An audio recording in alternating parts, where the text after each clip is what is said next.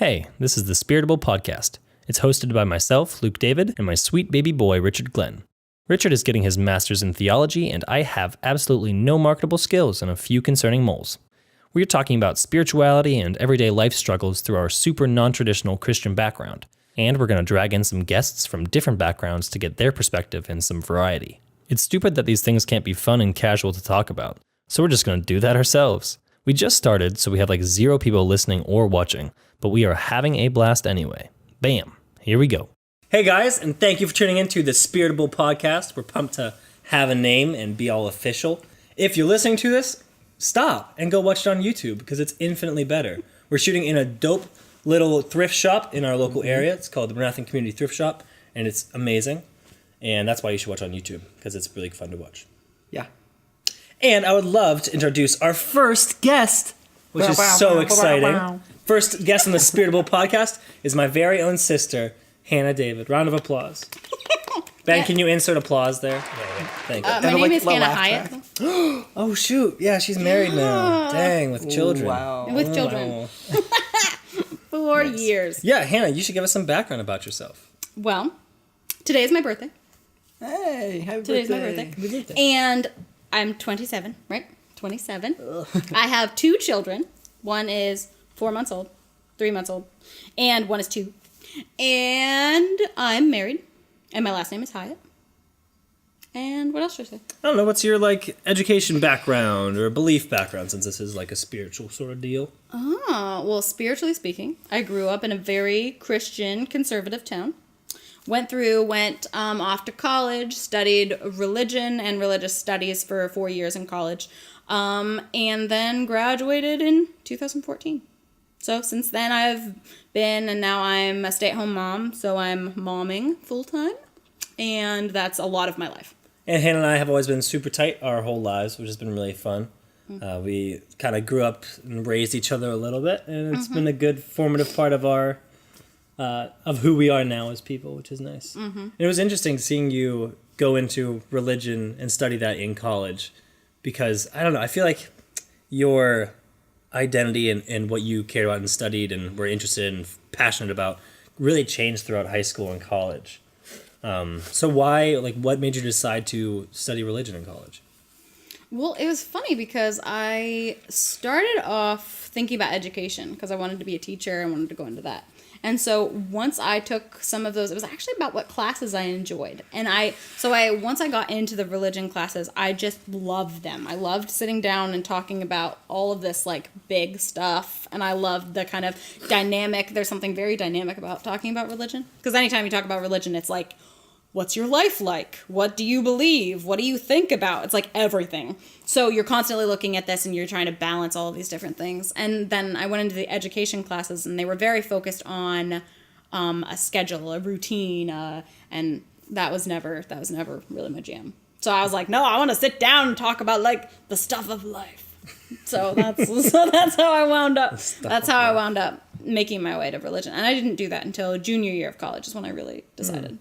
Yeah, it was because I was majoring in education, I was only allowed to take 2 more religion classes. And I was no, I need more than that. I don't just want to take 2 more.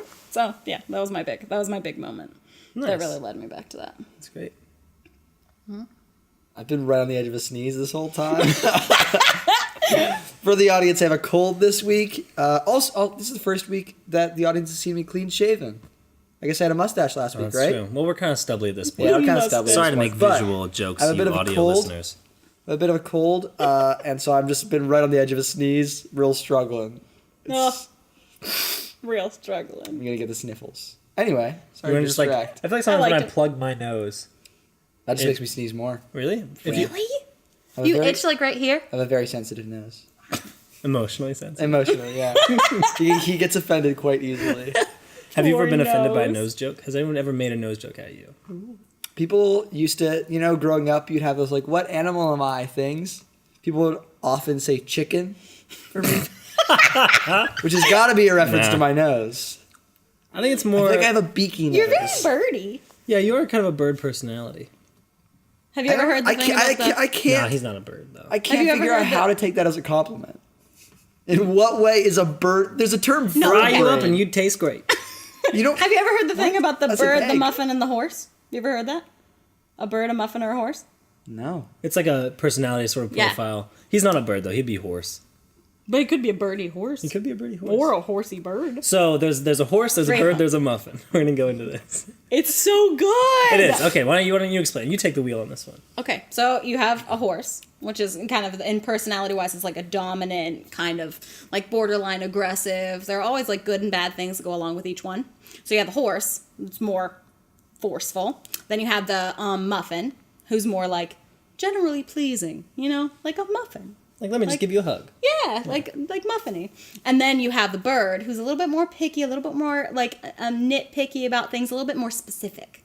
So you have those, and so we all have tendencies. So what you have is you have two ones, one that's your main tendency and one that kind of describes your main tendency. So like for me, my whole life I was like, I'm definitely a muffin, whole way muffin. I'm either a horsey muffin or a muffiny horse. And I'm still not sure which one leads the way. I think in different areas of your life, or the different times in your life, you've been like back and forth on that scale. I agree. Oh, now you've had more and birdie I tendencies. have a little bit more bird, Yeah, you have a little bit more bird. but I sample from each. I think it really. I don't know. Yeah, I don't know. You're more muffiny now than you used to be. I've embraced my muffin. Yeah, you for really sure. have. That's Because you just didn't used to. You used to. Well, you were never. Oh, because I thought it was horsey cool either. for a long time. Yeah, That you was did. a big problem. In my This life is in general. the weirdest personality It's distinction. so good. I thought my grandma invented it, but I think it's actually a thing. I It's actually a googled real it thing? once.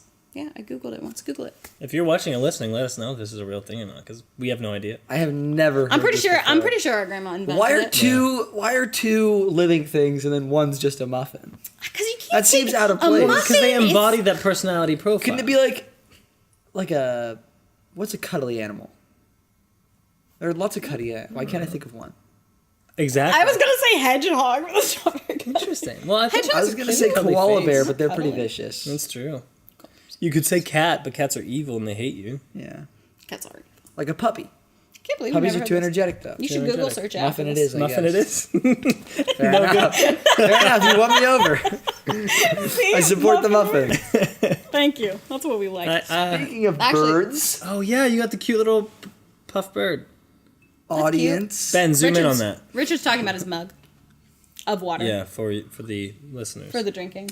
I still say you should have tea in these mugs. Okay, Yeah, so let's dive into our topic of the day. We'll get to discussing. If it sucks, we're just gonna toss it out Yeah. because I don't care.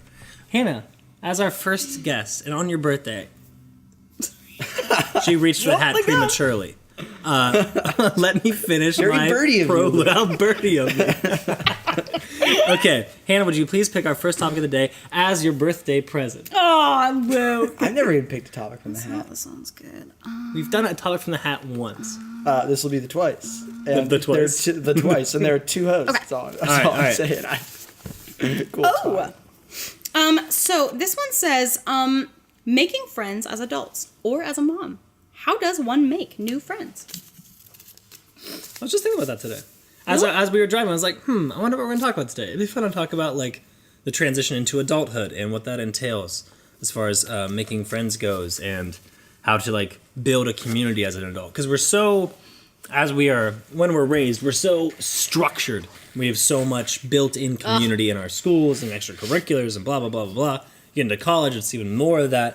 And then you graduate college and they just and boot you out into the world. And then you're just you've off no to the chance. races. Yeah. You've And no especially if you chance. move like you did. Oh, like yeah, you it's moved weird. 3 hours away from where you went to college. Yep. To just a new place. And so how do Totally you new like place. meet people? I'm super lucky that I'm still where I graduated college. Like I'm still in that area and I still have all my friends around. So like pretty great. It's part of the reason why you see a lot of people settling where they went to college. Mm-hmm. You see a lot of people who just stay where they were because that's where you meet people and Right. you form a social network. And you see a lot of, I think this is a lot of like the thing that you see people post on Facebook. You see people post like, look at me and all my friends. Like I have all of these people together doing all these things, and everybody who's like moved away or Mm-hmm. is kind of isolated is like, wait a second, what?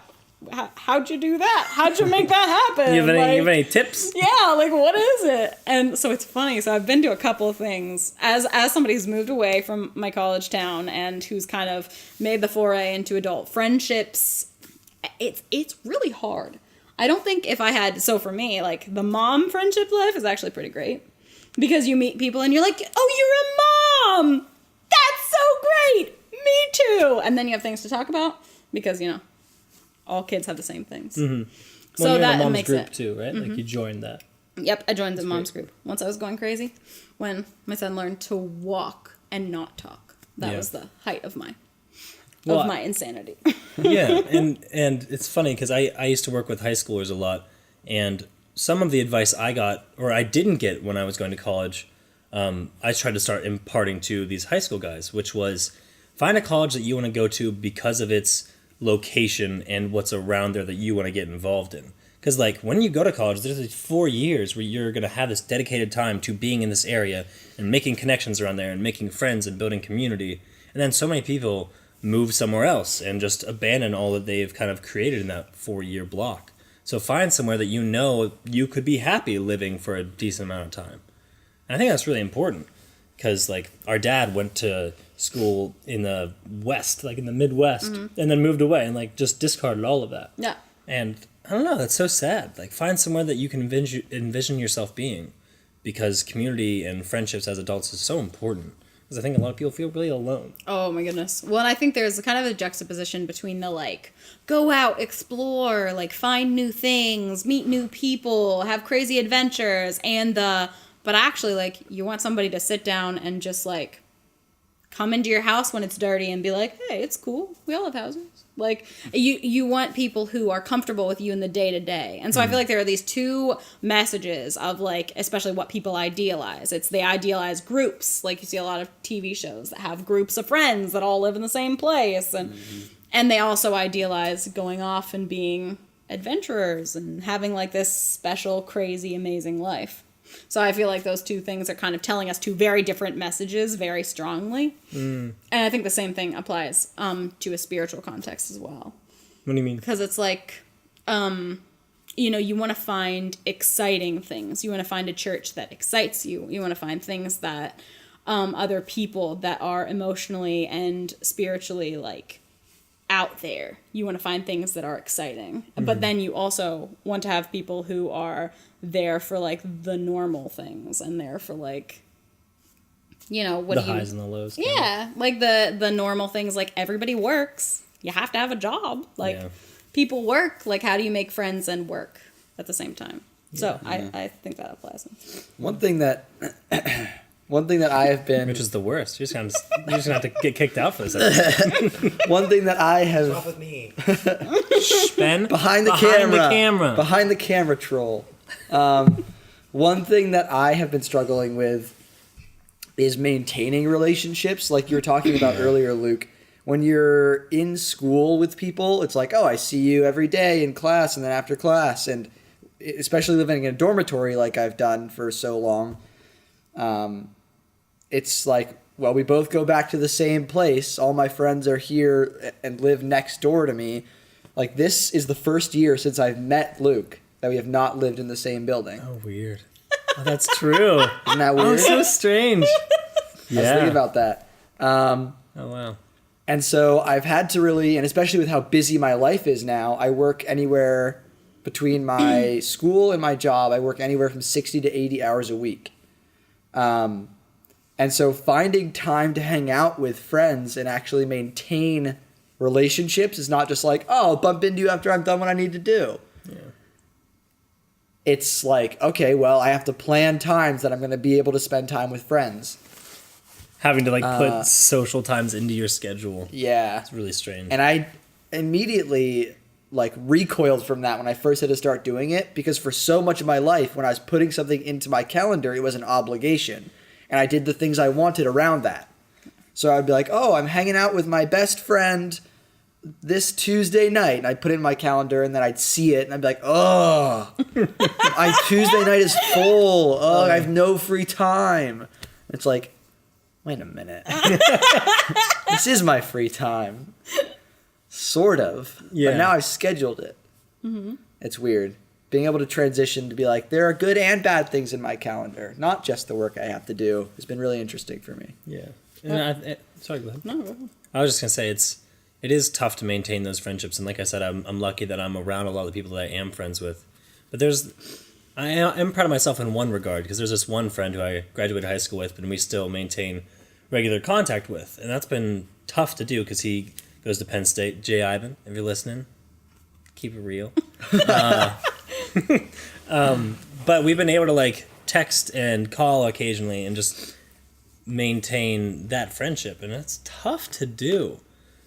But sometimes you find that friend that you can actually do that with, and I think we have a lot of kind of peripheral friends in our lives that come and go. And I think that's kind of what I wanted to come back to, was finding friends or finding community that you relate to on a really like fundamental, like deep level, even like a spiritual level, but has really affected me and affected my relationship with Richard too, because we became friends when we were 16 or 17 years old. And like Hannah, we both grew up in a public school, and we were part of this religion that no one else in our public school was, just this kind of weird sect of Christianity that we never really talked about. And I always kind of felt at odds with the people that I was going to school with. And I liked them all, like I had great friends, but there was this kind of little divide where we just believed different things. And like I tried to go to some youth groups and connect to my friends that way, but there was just always something a little different. So then going to a place where other people shared my same spiritual views was just so fundamentally such a fundamental change for me, just a paradigm shift of like, oh, here are these people who have these same like beliefs that I've been aware of, and it was really, really special to me. And so like a way that I connected with Richard with almost immediately. Yeah. And that's something that's like held our friendship and our relationship together going forward.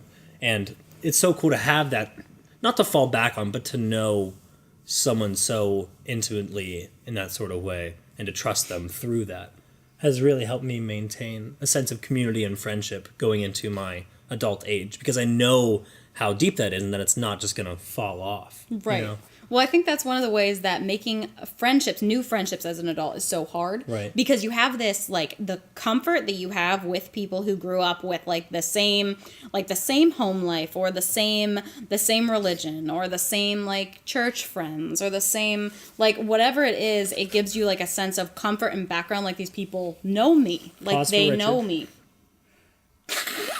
There we go. Good job, Richard. Thanks, guys. Getting it out. Anyway, so I think that there's a comfort in friendships that are either like long lived, like some of my best friends from high school and from my childhood. Like there's a comfort there because like they get it. They knew me during that time. And like it's the same people in a religious context. I think it's the same people with any home church. Like you have church people who understand you, who understand like the ins and outs, because there are so many specifics to every church. Every church has their own like specific set of values and things that they do as a church. Like maybe they have supper together on Friday nights, or maybe they have coffee after church on Sundays, or whatever it is. Like there are these things that make everybody feel at home. And I feel like as an adult, it's really hard to bridge into somebody's comfort zone like that without having some sort of like construct that you fall into. Which is why I feel like so many friendships start with things that you don't want to go to, that you have to go to. And so you make friends out of necessity. Yeah. Because like nobody wants to be at school. So you make friends with the people you're with so it doesn't suck so bad. Yeah. Right? And I feel like it's the same way a lot of kids don't want to go to Sunday school. So they make church friends at Sunday school. Right. Because they're all like, oh, this is kind of boring. Or, oh, this is kind of like whatever it is. There's something that motivates us to keep on making friends that way. Yeah. So it's just funny for me, at least for me being so far away from everybody that I have that kind of comfort level with, kind of bridging that out and starting new is weird. Well, I wonder if this is sort of a categorization that I'm thinking of. I wonder if when you're a kid, it's easier to make friends because you're just around people all the time. But the friends you do make, it's not over the same chosen interest necessarily. Like if you're just in school together, if you make friends like playing a sport or like in a theater club or something, that's different. But as an adult, you're seeking out this thing that this is this interest and meeting other people with that same interest. So like you have something immediately to connect to, and you know that everyone else is looking to make friends too. But it's really hard to find those things initially. So the initial part's really tough, but maybe when you get there, it's slightly easier. Who knows? I don't know. And knows? One thing that I found really interesting, getting back to this idea of like making friends based off of shared belief systems.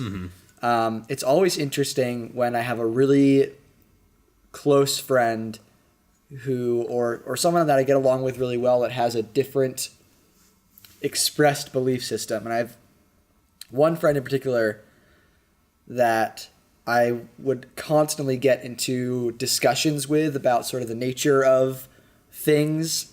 And he was like agnostic on a particularly religious day, but I think primarily atheist. And it was interesting because he would always come forward with an idea, and I'd be like, oh, I completely disagree with that. And we would sort of start to talk about it, and the more we talked about it, the more we agreed on, and our cosmic realities may have been different, but the way it hit the ground for us every single time was the same, and our how we thought people should be treated and how we thought your life should be lived was the same. And so even though we had a different religion, we had a very similar life philosophy. And so it's sort of at that point we were like, and we believe different things. But it was cool to be able to, because I think it's really easy for someone to find the people that believe the same things as them and attach to that. And I think that's awesome. But I think it's also easy for people to say, and these are the only people that I can have this kind of connection and shut with. themselves off. Totally. And I think being able to see a broader scope that people with different beliefs can still have the same values. And people with different beliefs people with different religions can still have the same beliefs about how a life should be lived. And I think that's just a really cool thing that was illuminated to me in my interactions with this friend. And I think that's why there's a lot of benefit to school or systems like that, where you are just surrounded by kids from different cultural backgrounds or different belief backgrounds and can meet all these people and shape your own ideas and bounce things off them. It's this time where you can have this kind of exposure to different things. And when you're an adult, you choose what you're around all the time. It's a lot different where you don't have to meet or talk to people of any different backgrounds if you don't want to, unless through your work or whatever you do. But it's hard to seek that out in the same sort of way. So it is kind of, childhood in school is a special time for that reason. Well, I had a funny moment this past week. I realized that I didn't leave the house by myself with 2 kids. I didn't leave the house all week, I think, until today when I drove here. Step outside? No, I stepped outside, but not into my car. Ever. I'm not sure if I took my 4-month-old outside. No, I did, twice, but that's it. Just hold her up to the sun. Unless Derek was home, in which case we can take the kids out. Back. But during the day, it was weird, because other times that I haven't left the house, it's because I feel trapped there. And I'm like, it's too hard to leave. But man, my 2-year-old, Hugo, has gone through a new phase in which it's the best phase, in which he loves nap time. This kid loves nap time. He just he'll start talking about nap time an hour before nap time. He's like, oh, pretty soon, nap time. And I'm like, yeah, nap time. And so nap time comes, the timer goes off. Timer's best thing for 2-year-olds, by the way. Oh my goodness. He hears the timer. It's even the timer for you've got to close the fridge, which is a big deal. And he loves to open the fridge. And so he gets a timer for having to, he stands up on the bottom of the fridge and tries to reach the chocolate milk. It's nice. He got the juice out 3 times without me noticing. I didn't notice, and then he had the juice out on the counter again. And I'm like, how did you do that? I was paying attention 3 times. He sips his juice nap time?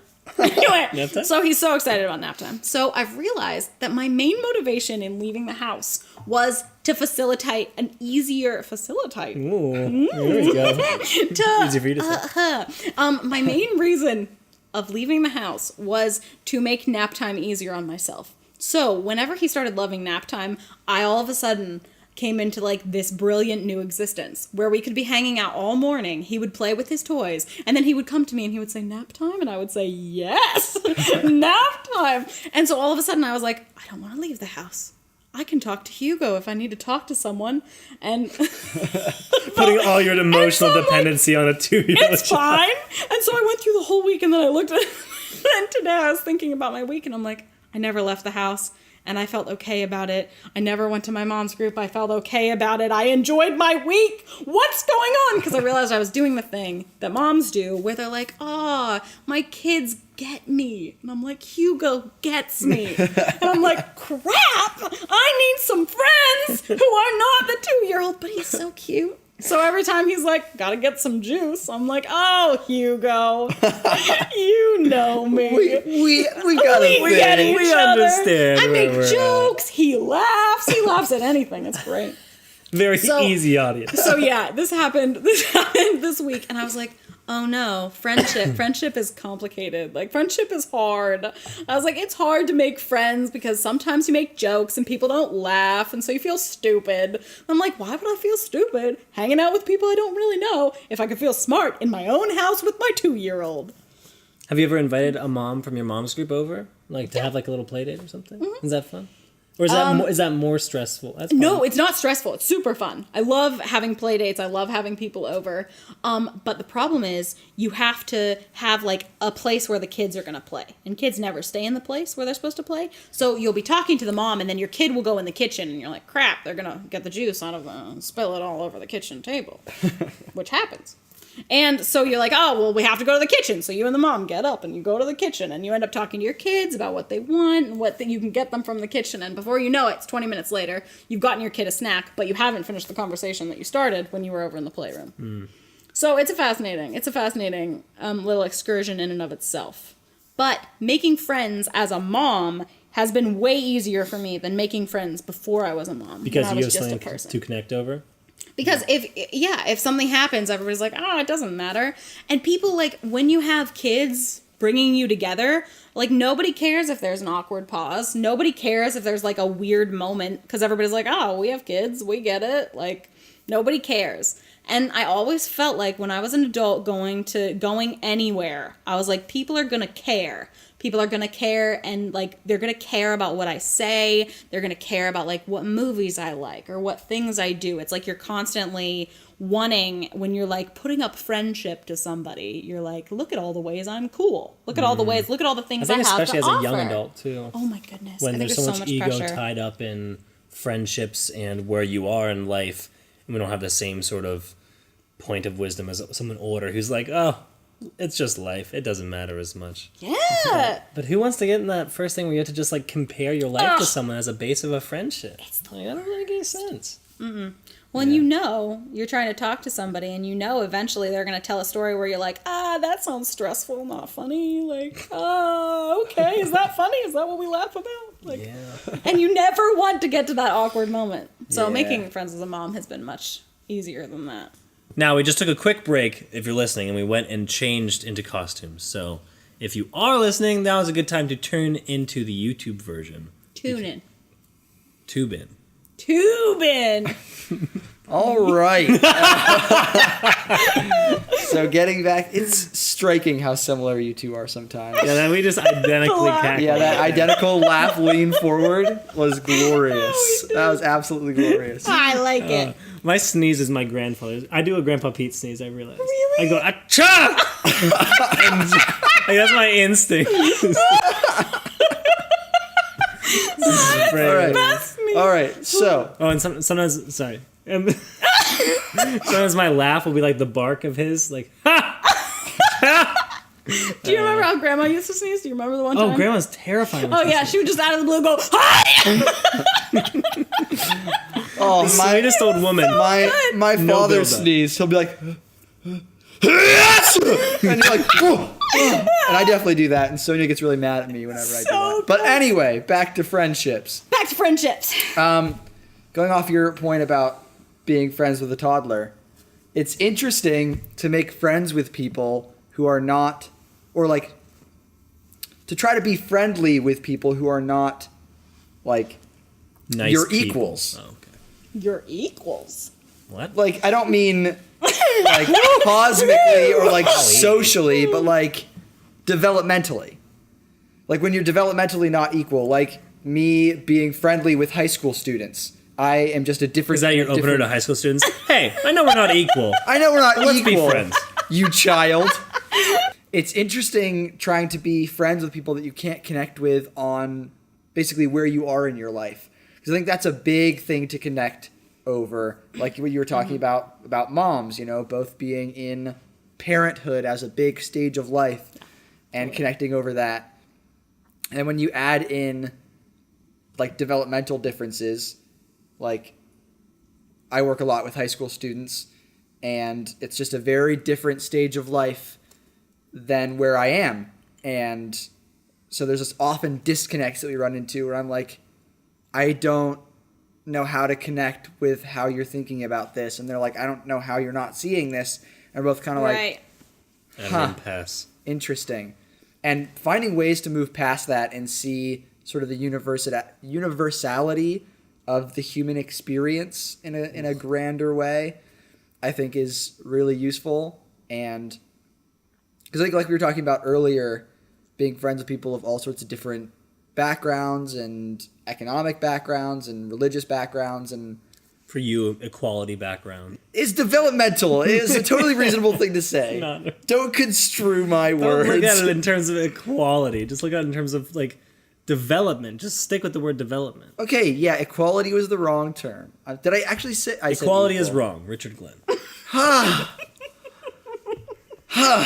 All right, Richard. fine. I get won't you. talk anymore. We'll see what happens. Well, yeah, it's hard to make friends with somebody in a different, because the things you have to talk about are things that don't make sense to people in different life places. Like I can be one of those people who talks about parenthood all the time, and then I'd lose some friends. Yeah. Because you just can't, it just doesn't work. You can talk to people and be like, you know this, and they're like, nah. And But you're like, you- okay. Yeah, but you could do that with like a other mom or another Right. parent. And yeah, so finding the ways that you do connect with someone instead of being like, here's what I talk about, why aren't you connecting with it? I think being able to see how you connect with someone and what you are the same with. It's a bad sentence. I'm so I like sorry. it. Well, it's interesting because that what's makes similar? me think What's shared? That makes me think about connection in general. It's interesting whenever you're trying to connect with somebody where like the connection just isn't happening easily. I have that with sometimes where you're like trying so hard and you want to connect with somebody, but you're like it's just not working. It's not like natural. It's not you. It's almost like you have to start at the bottom and like set things up to connect with, which I feel that way a lot working with kids. You're like, I want to meet you where you are, so let me talk to you from this part of my life. Let me talk to you from, like, let's talk about things that we have in common. So it's like you're always trying to look for commonalities. I've had that. I have a really interesting time. There's some people I've found in my life. I've had really interesting discussions that have been really hard for me because people are approaching it in a different way. If that makes sense. I have this kind of mini theory that there are two types of people who are looking for connection. People are looking to find true ideas by picking out something that somebody else is saying and focusing on what they think are the good parts. Or people can basically destroy everything else around what you're saying to find the good parts. And so when I've called this builders and destroyers. And so I'm very much a builder. I will have a conversation with anybody and pluck out the things that I think are good and talk about those. But if I have a conversation with a destroyer, I'm trying to pluck stuff out and they're like cutting off the things that I'm saying. And I'm like, no, that's not what I'm talking about. I'm talking about this. And it's like you can never, there are some people that it's like it's always passing. Like it's really hard to, because my favorite conversations are the ones where you find something in common and you're building and lifting stuff up. And you both get to a new level from yes, exactly. And you're building to a new place. This is a very distracting costume. So my favorite types of conversations are the ones that are building and building and building. And so when I'm having a conversation with somebody and they're trying to do their method, which is like taking away the bad things and leaving the good things, I'm like, well, we're not going anywhere. We're just destroying things, and it's depressing. And so it's really interesting trying to kind of form friendships. And I think sometimes in adulthood, it feels like forced friendships. It feels like you're trying to like push it. You're trying to like connect somehow. You're trying to find something. Because you're limited. Yeah. In a sense. Mm-hmm. Like you make work friends because they're the people around you that you work with and that you want to be friends with. So you're finding something to connect. So you're like trying to find some way to connect. So it's really interesting to think about connection in that same sort of way. Yeah, that's such an interesting way of looking at it, because I find that I can do both those things depending on who I'm talking to. I can very much, like with my brother, I'm very much a destroyer. Both are destroyers. We're both like, that's wrong, that's so wrong, and then we're like, oh yeah, there's the true idea, and it is incredibly like exciting and invigorating and really fun to have that sort of like really aggressive debate, but we know each other well enough that we know that under that aggression is not hostility. It's just the way that we sort of almost... You connect through that method. Yeah, because you communicate in the same way, so... And so what's left is only like real, genuine, useful information, and we're okay with what we're saying being destroyed, because we know that we're both coming from a place of creating something more perfect. It's almost refining an idea. So interesting. But there are definitely people that I am very much the opposite with. So it's interesting to see the way that... I wonder if I'm sort of in the middle there. Do you have one that feels like, are you more of a builder? Like if you have your ideal conversation, are you like tossing out ideas and having another person toss out ideas and like building from that? Or are you like talking about one thing and like burrowing down in it? Like what's your ideal? I think I'm having trouble picking between them. I think I get more like raw energy from the destroyer. Yeah. Which I would call the refiner. Refiner. Spoken like a true destroyer. Wait, what about you? I'm a builder. Yeah, you're a builder. Yeah. Destroyers, there's no point. See, I don't get it. And that's my problem. Well, I think that's just a general problem. Like, we communicate the best with people who communicate in the same style, which is why we've always had great communication, because we have the same style. Yeah. And I was also thinking of it's hard to be friends when you're not on the same level. It's been an interesting thing for us, actually, for me and Hannah, because at this point in our lives, we're at the most different places that we've ever been. Like, she's married with a family and is a stay-at-home mom, full-time momming, whatever. I like it. And I don't have a family. I'm not married, and I'm working like a day job. And so we experience very different day-to-day things.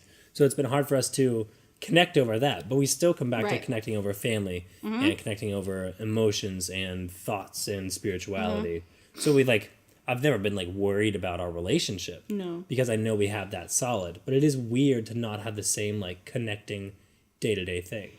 Well, it's funny because for me, that resonates for me in that like when I connect with somebody over values, like I feel so comfortable with them because I'm like, we have the same values. We come from the same, like we have the same things that are important to us. We have the same things. So it's like I've had this experience where, you're talking to somebody and you're like, we have the same values. We've always had the same values. And then they're like, well, I think I like this instead. Like, I think I'm like this. And you're like, whoa, so we don't have the same values. Like, how do I... and I've had that where basically friendships have had to be reestablished based on history instead of morals and values because all of a sudden somebody changes. Like, honestly, I think that's a more tenuous friendship. Like, should you really be friends with someone who you're just friends with based off history? I don't know if there's that much value to that, to be honest. Oh, that's so hard. Well, it's hard because of the history, but is that enough? Is momentum carrying you through a friendship enough to make it like a useful, lasting friendship? I'm gonna say no. But that gets into the whole idea of like what actually is the use of friendships. Well, I love this connecting over values. I think the idea of seeing uses of in friendship can come across as very like utilitarian. Oh, for sure. Like, this is, if you no longer serve a use to me, you are discarded. I don't need you as a friend. But I think at the core of it, whether people are viewing it that way or not, you receive something from your friendships. Whether it's just fun, whether it's emotional support, whether it's intellectual exchange. The reason you keep coming back to the same friends is because you are getting something out of it. And I think momentum friendships, what you can get out of them is basically reminiscing. Mm-hmm. You can be like, oh, remember when we were kids and we did that thing? Oh, yeah. And that could be really satisfying. But it is interesting to think about, like, what uses should you be getting from a friend? If you're going to a friend to be like, hey, remember all those fun times we had? Remember how we're both great? Remember how everything's fine? Should you... Remember how everything's fine? Everything's fine, right? But should you instead be seeking a friend that's like, hey, I think you could be a better person in this way. Or here's a cool idea I just learned. And you're like, well, that is a cool idea. That changes my life. Like, you can see that I think there are different levels of use. And it's important to have friends that provide different things for you.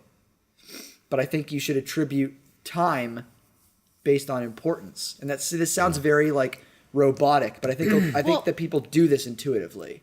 Yeah. It's what's really interesting because I think that's also a very, like, I'm near my friends. I'm close to my friends. I live the same kind of daily life in the same place as my friends. Like, that's viewing friendship from a very that kind of angle. If you have a bunch of friends in a bunch of different places, basically what you're doing is catching up every once in a while. Yeah. And just, like, supporting each other in whatever you're doing because that's what you have to give. So I think that brings in a very interesting point about gaining use from friendships. Can you have a useful friendship that's not a day-to-day friendship?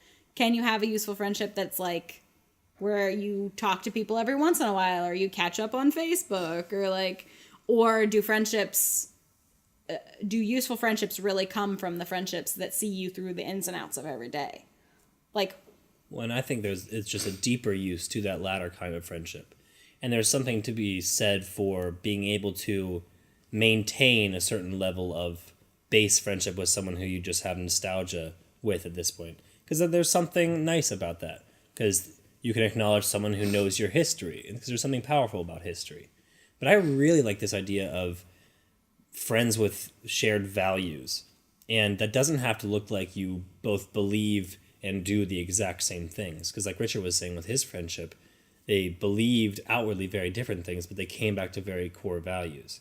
And I think if anyone looks at the relationships, the friendships or romantic relationships in their life, the best ones come back to a sense of shared values. Again, not like belief or religion or politics or whatever, but shared values are what lasts and what helps people maintain that contact and feel loved and fulfilled in a friendship because they're connecting on that's such a deep level. And so I think that's like big advice when trying to seek out new friends or find new people, new communities in your life. Find people or communities whose values you respect and that you admire and you want to have in your life that you can adopt, and then they'll want to be around you because you are both wanting and working toward the same thing. And that's something where I feel like 1 + 1 = more than 2 in that scenario because you're both bettering each other and building up. And I think that's just like the coolest kind of friendship and the most lasting form of relationship that we can have. I love that. I think it's so cool. Well said. I think an interesting thing to add to that is where does that pair with the value of seeking out new things? Because I think it is really important to not just stay with what you know, to try to expand your mind and understand different points of views, whether you believe them or not, to understand them, and to seek out people who don't have your same common beliefs. But I think, yeah, it's interesting. That's another thing where I was saying, like, you could have similar values, but have external, like cultural differences or political differences or whatever. Well, but even people with different core values, there's a reason they have those values. And just because their core values are different from yours doesn't mean that they're wrong. No. I mean, And understanding why they have their values, I think is... Well, I think it's useful to understand useful. a broader context of the human experience than just what you're associating with or what you believe in. Just having that perspective, I think, rounds us out as people and makes us better communicators and better able to make friends and just be capable people in the world. Well, I wonder if that's a way you like jumpstart into friendship, into like deep friendship, because you guys aren't talking about just like people who you're comfortable with. You're talking about people who are changing you, which I feel like is a different level of friendship. And kind of interesting because I'm kind of balking at the idea of friends who change you, because I'm like, oh, but I don't want my friends to have that much like power in my life. I want to be there to support my friends and be there to have fun with them. But this like, supporting someone else's morals and values and like helping guide them, it almost makes friendship more like family. So how do you, because to me, that sounds very much like family. Mm-hmm. And like some of my friends are totally family to me. They're so, because there's a kind of security in family, and that you have this thing that's tying you together in like morals and values kind of way. Yeah. It's tying you together. It's bringing you closer. It's keeping you and holding you together. One of the things about friendships is that both people are free to not be tied together anymore. Which is why I think you have almost a greater opportunity to develop a close bond. Like, in one sense, you're stuck with family. Right. And, like, sometimes that's great, sometimes that sucks. Totally. But you get to choose your friends, and that's really, really can be powerful if you let it be powerful. And I think the best friendships are something that feels like family at the end of the day. I think it's an interesting distinction between friends and family as...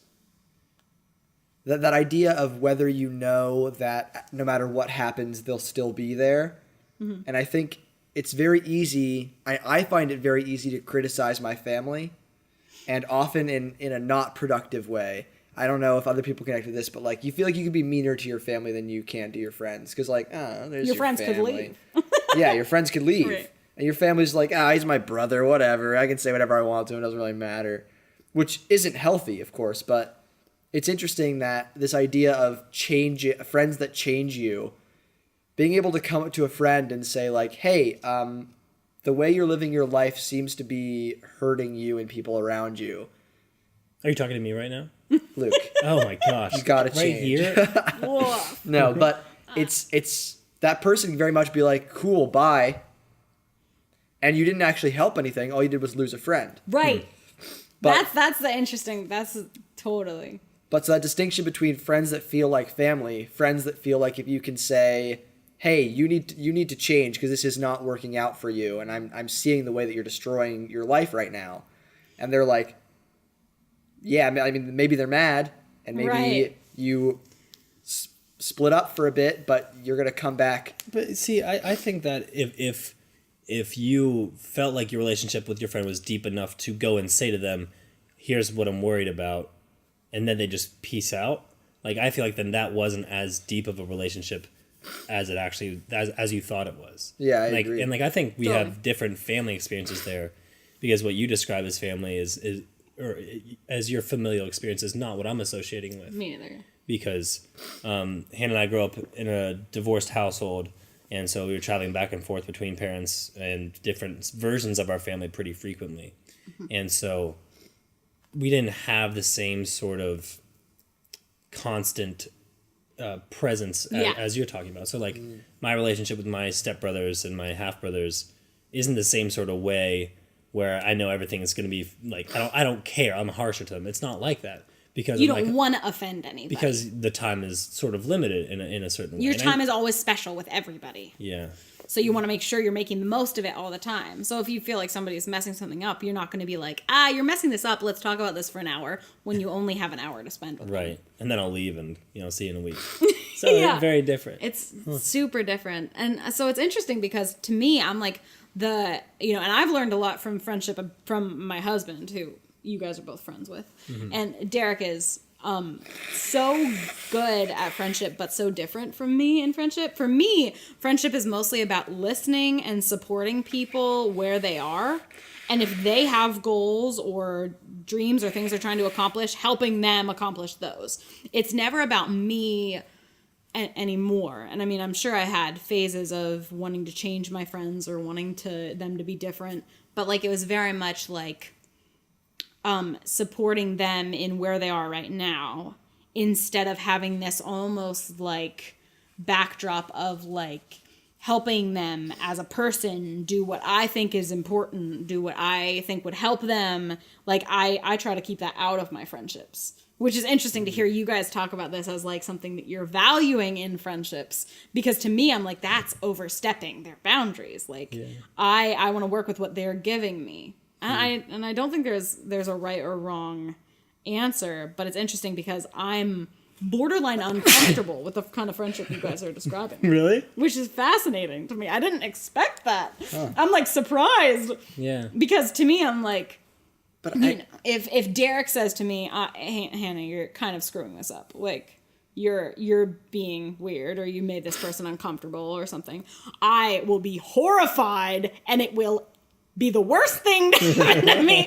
for days and days and days. But then I'll get over it and I'll be like, okay, fine. I'll still be emotionally scarred forever. That's fine. But it's just fine. It's fine. But if one of my friends did that to me, and like there have been a few times in my past where my friends have said to me, you know, you're doing this badly. You're making us upset. You're doing this. You're doing something badly.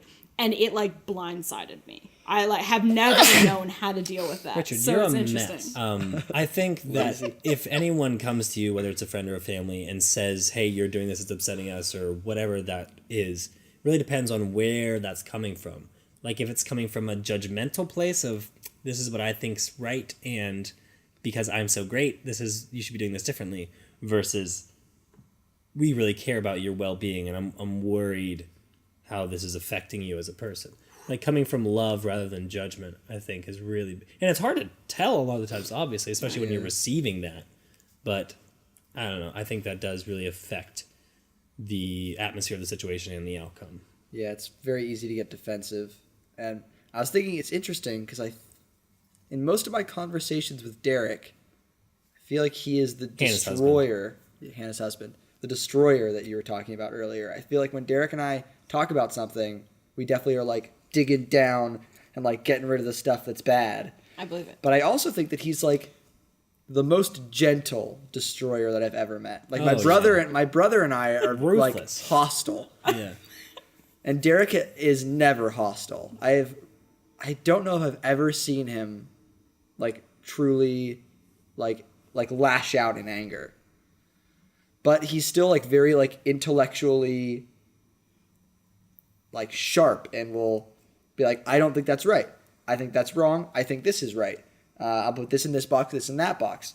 So it's interesting that you talk about not being able to connect with that. Yeah. When I'm pretty sure your husband is that.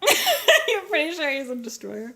Well, it's interesting because, you know, I think sometimes the people that are different from us are teaching us different things about ourselves. And so, like, when Derek tries to be a destroyer in conversations with me, I'm usually like, whoa, chill out. Like, no need to do this.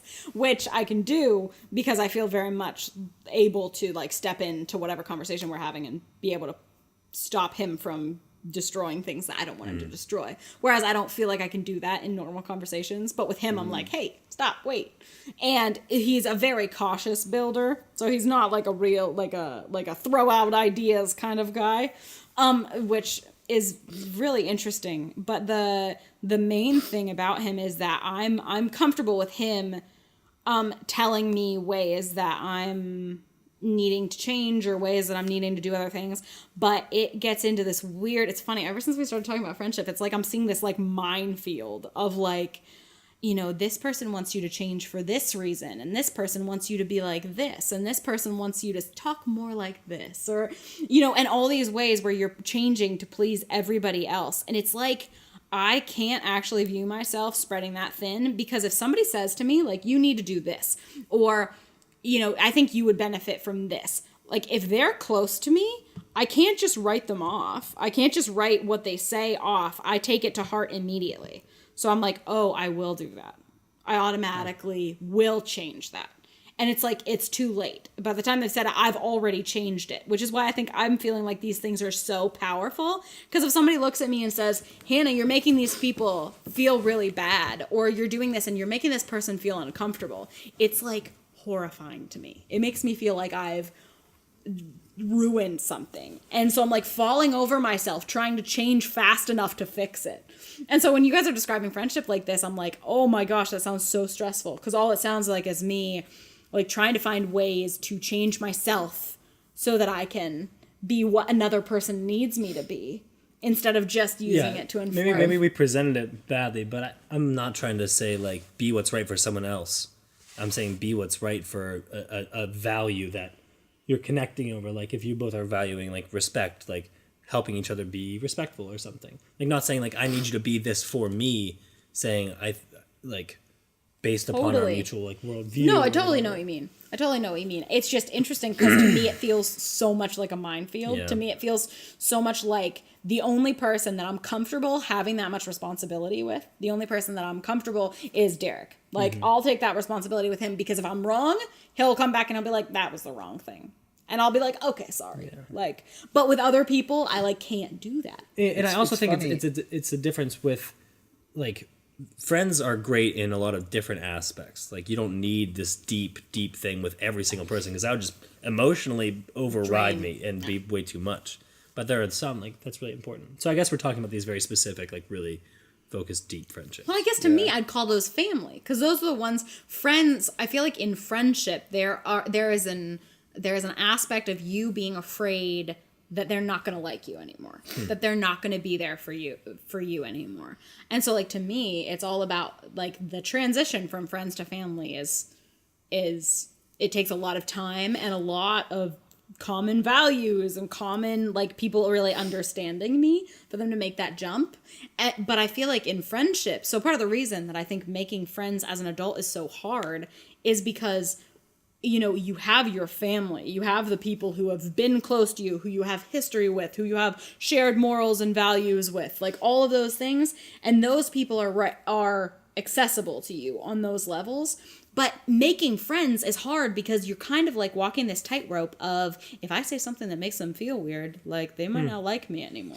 Like they're not stuck with me. They could leave. Well, and it's especially tough when you're first making friends too. Right. I think your friends versus family distinction, I would call like acquaintances versus friends. Yeah. Like people who I'm scared they're going to leave if I say the wrong thing, I don't think they're my friends. I think they're acquaintances. They're people that I enjoy spending time with. But if it's like a landmine situation, I'm not friends with them. I might be friendly with them, but they're not my friends if they're just going to like up and leave if I say the wrong thing. That's not what friendship is to me. See, I love this. I love this because it's so different. It's so different from me because I'm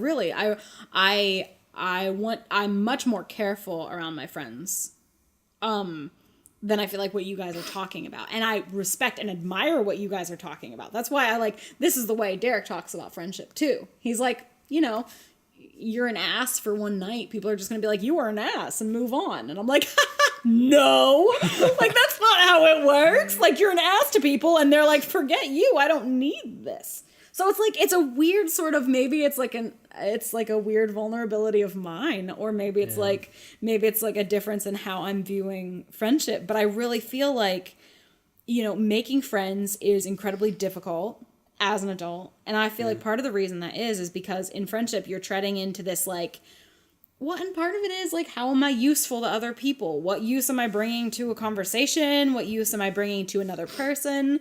And it's like, if I'm not constantly getting almost the calibration, like other people being like, that's useful for me, or I really like that, or like, thanks for saying that. Like, then I'm like, did I do a good job? I don't know. Yeah. I think it's so interesting. There's a lot of different ways to see friendship. I feel like our conversation has brought up a lot of questions more than it's brought up answers, which I like. I like it too. Yeah. Well, this has been a really fun conversation for me. It's been super interesting. I'm going to look at friendship so differently now.